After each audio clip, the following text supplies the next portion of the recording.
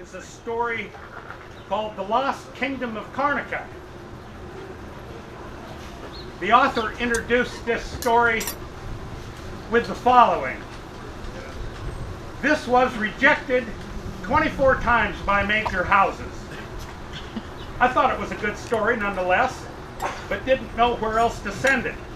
One friend thought it was about linguistics.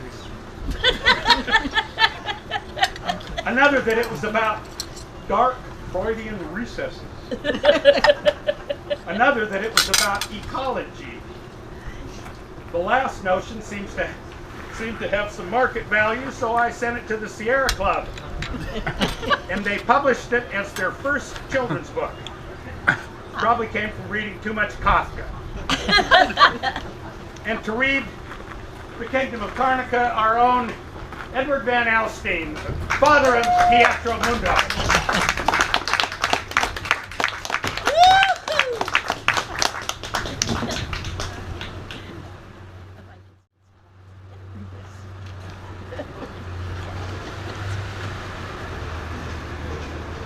All things were not especially fine or wonderful in the kingdom of Karnica before the stone was found, but the land was rich in yielding, and there was work and food for the people, and a pleasant life for most.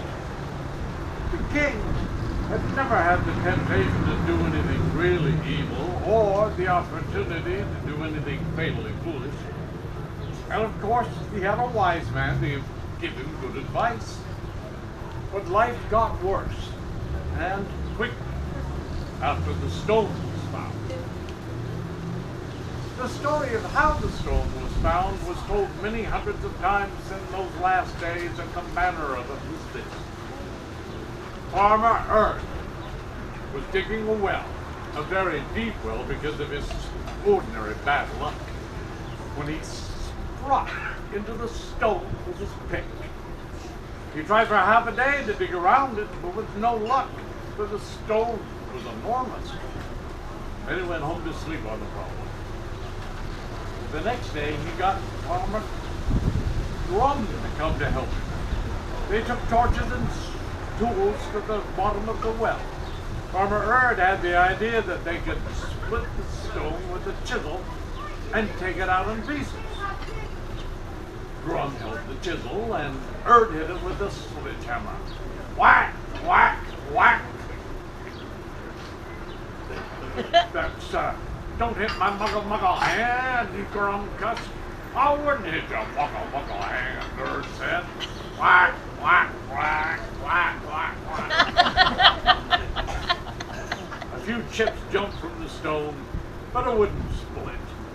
Erd wiped his brow. What kind of muckle stone is that? Well, I'll be muckle if I know, said Grum.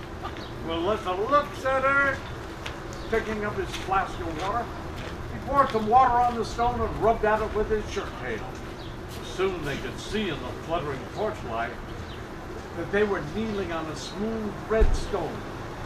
Rainbows of light shone from it and washed like surf across the surface and settled back in golden red pools of internal fire. It was obvious, even to Erd and Grum, that this was a precious stone, and it was larger than a horse. The men gasped and breathed out in awe and reverence. Muckle! Erd and Grum then took an oath and swore on their mother's graves to keep their find a secret. And they chipped off from the stone what they figured would be about $1,000 worth of precious gemstones. That evening, Farmer Erd had dinner and a party for every relative his visit could find, and there were 53 of them at dinner, and more showed up later. And neighbor Grum went to town and bought drinks several times in several public places, and both men paid their costs with the flickering red gems. And everyone knew about the stone in the well by 10 o'clock the next morning. And so did the king. I'll have a look at that, said the king. He was taken to the place upon his royal litter. He looked into the well, and his royal goldsmith and royal jeweler went down into the hole to make a close inspection.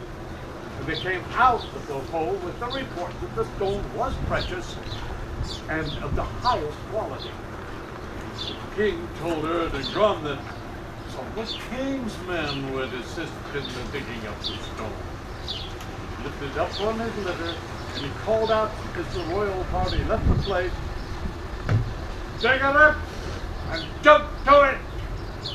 And they jumped to it and began to dig up the stone right away. The king's men worked all through the day while the news of the stone traveled around the kingdom. By dusk, thousands of people had gathered to watch the working men who climbed in and out of the hole carrying dirt and water and tools. Washers and polishers were sent into the hole to make it shine like a jewel as it was being dug clear of the earth. And the hole grew larger, and a mound of dirt surrounded it. But the workers could not come to the edge of the stone. And at the end of the day, the hole was 40 feet across. Erd and Grum, they strutted about, telling their story and giving instructions that no one paid any attention to. The king ordered a night shift. That night he stood at a palace window and looked out across the darkened fair fields of Karnica to the mellow glow of torches where the stone lay.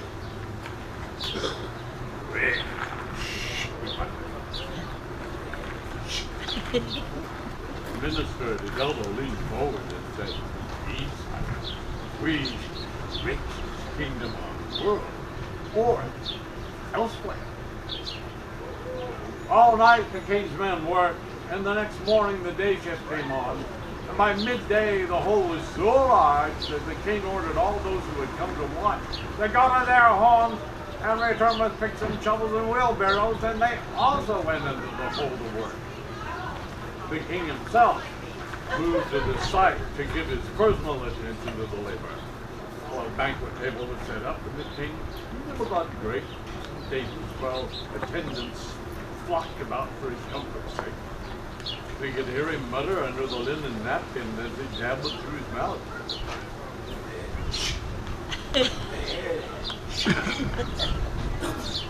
Several times the king was lifted in his chair and the banquet table was moved back to make room for the widening hole.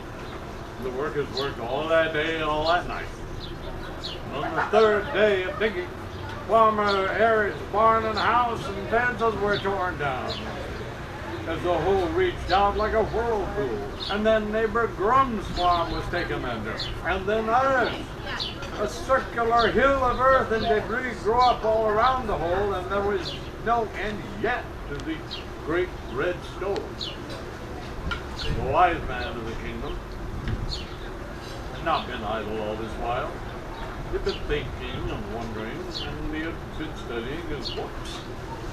For long hours he stood on the edge of the hole and gazed into the depths of the stone, which seemed to him to burn like a living and moving fire. His thoughts went deep into this mystery, and at length he reached a conclusion. Touching a knee before the king and touching a hand to his breast, he said, "The stone is the heart of the kingdom." Well, the king paused between grapes. But to his minister, who smiled. And then the king said to the wise man, "Ha, don't make me laugh." And another day, the royal treasury was half used up from hiring workers from neighboring kingdoms. The hole was now as big as 60 farms and 400 fields, but there was no sign that the workers were coming to the edge of the stone. And on the day after that, the royal treasury was completely used up, and the royal palace was torn down to make room for the hole.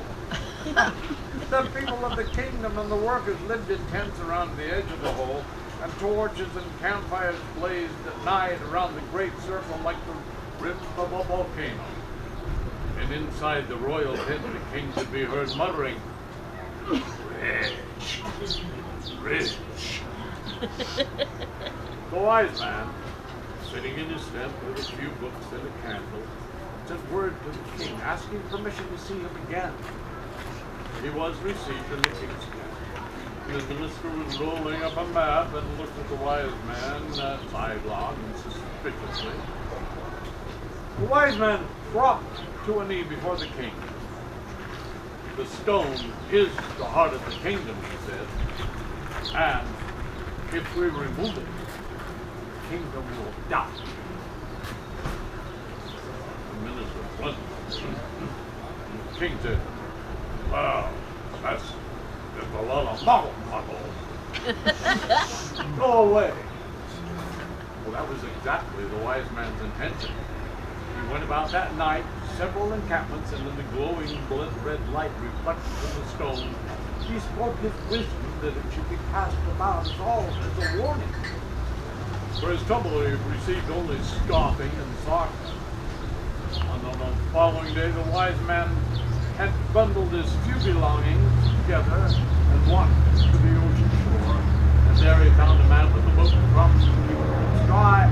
They sailed another land. Lakes were empty. Forests were cut down. And rivers were turned to spill over the stone water. Many more workers were hired, and great machines were invented that could dig faster than men.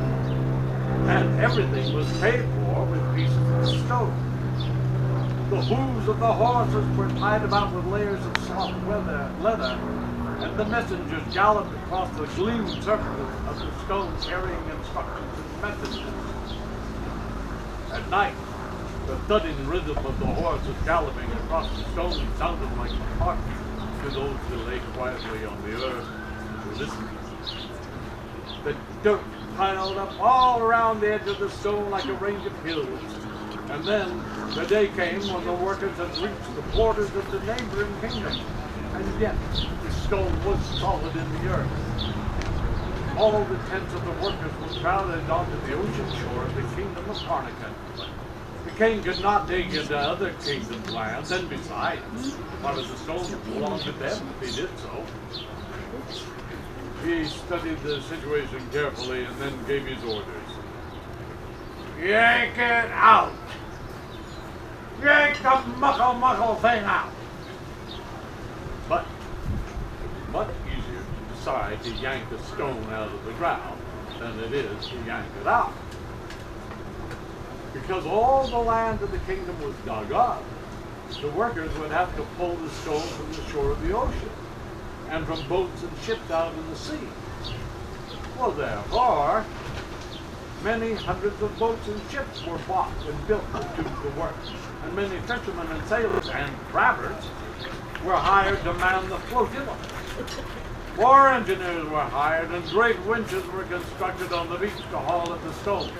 The plan was this.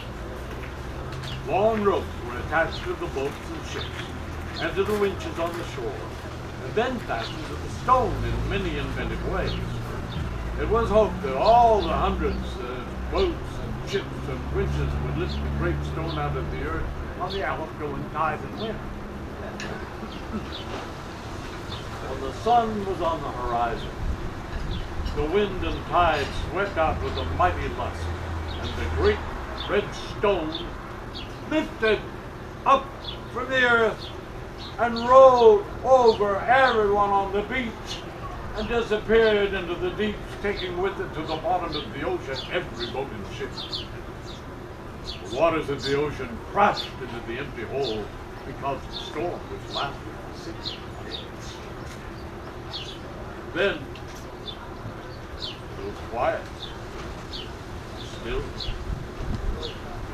And they're now at the dark sea, where the heart of the kingdom of Karnica was pulled from the breast of the earth. That is the end of the story. The place is gone, and the people are gone. We shall not hear of them again. Surely it's a muckle shame. But it is the muckle truth.